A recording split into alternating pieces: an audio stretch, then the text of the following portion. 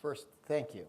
Thanks, Bill, and thank you to your colleagues in Montana for having the vision and the confidence to proceed with this. I think it is going to actually provide tremendous value, not only to your facilities, but to your patients, and it is visionary for the people in Montana to be the first ones really to step up and say, here's something we've imagined for many years, let's do it.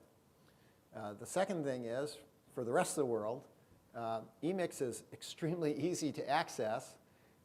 There's no, as I mentioned, capital commitment. There's no long-term subscription commitment. There's no short-term subscription commitment.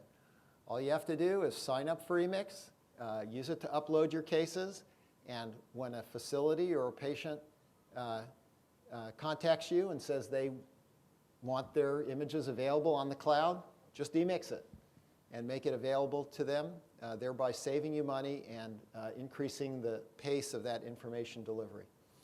So that's the summary of eMix. How long have you had the pilot working? We've been doing it for over a week. We started last Monday. How many images have you moved so far? From our facility to the other three, probably 25 different exams.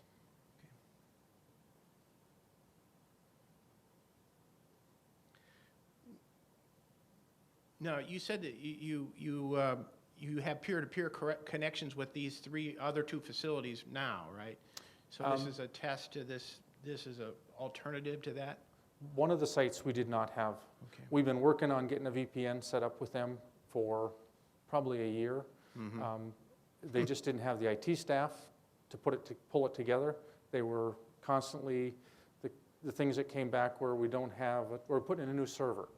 We needed to put a new router in. I mean, it was one excuse after another, not to say that it wasn't viable, but it was delaying us transferring images, so we'd have to burn CDs. Are these in the neighborhood or across the state? Or across the state. That one was probably 250 miles away.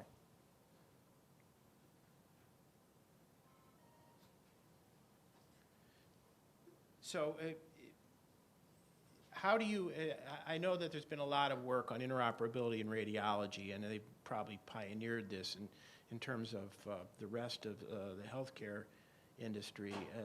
They've been working on this for a long time.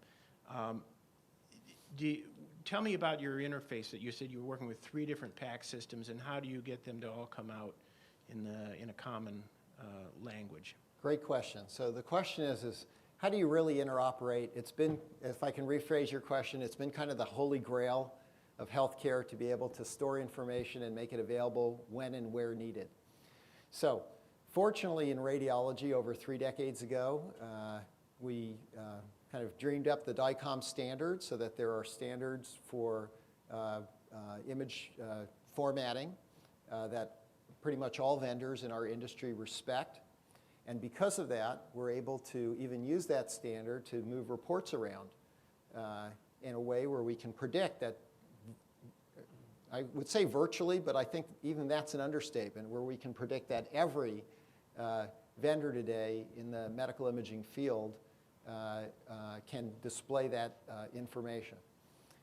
The next thing was to use the standards that exist in the World Wide Web for security and other transmission technologies, things like email, for example, or SSL, to leverage those technologies to deal with the security and communication issues.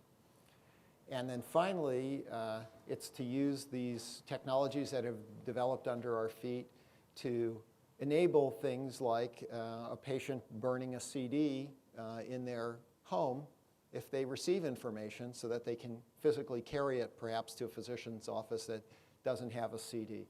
I want to stress, you mentioned that DR is working with, or eMix is working with 3 vendors. Thus far, in the week that it's been running in Montana, we've been very fortunate to be able to have 3 different hospital facilities that have 3 different PACS vendors seamlessly integrate eMix with virtually no interaction with the vendors.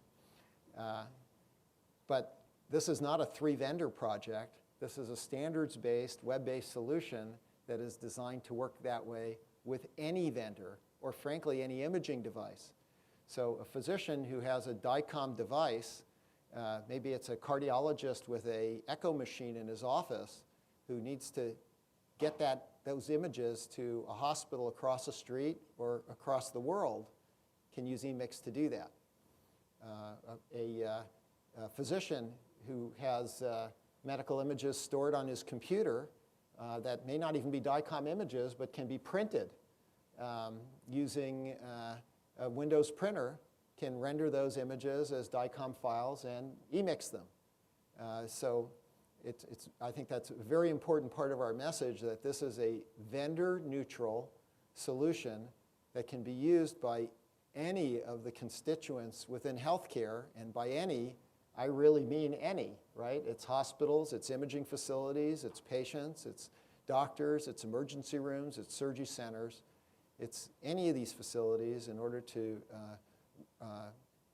provide in a very secure manner images and or documents, reports, just about anything you can print in a format so that it can be viewed, burnt to CD remotely, or imported into any DICOM system. One other question. The last 2 weeks, there's been 4 major breaches of very significant databases. Tennessee just recently, and 3 others. Millions of records have been exposed at a cost of phenomenal. In Tennessee, they've had crawl in there since October 6th, I think, working. 400 people from Right. crawl. I can't even imagine. Boggles the mind.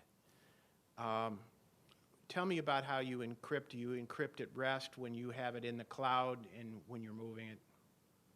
Yeah, there are 8 layers of security in eMix, and we can give you a release that details all 8, or we can tell you right now if you're interested. But there are physical layers, there are application layers, encryption layers, auditing records are also available, which is very critically important in eMix. Now, having said that, although we've built what we believe is the most secure system we've ever been involved with, banks have been getting robbed since long before Bonnie and Clyde, and it would be dishonest to say that there is any system in the world that's 100% secure. The fact that there have been security breaches in systems in the last month mean that security breaches can occur. We're not in a position to say they could never occur. However, the current system, the pre-eMix system, we believe is far less secure than the system that eMix, are far less secure than eMix. For example, today, when a hospital takes a patient's report and sticks it in a fax machine, God knows what happens to it after that. When a patient leaves a facility with film in their hand, very little control as to what happens after that. Once FedEx delivers the package, whether it's a CD or film, very little way to control what happens after that. No system is perfect, but we think eMix is better than the current system, faster than the current system, cheaper than the current system, and more secure than the current system.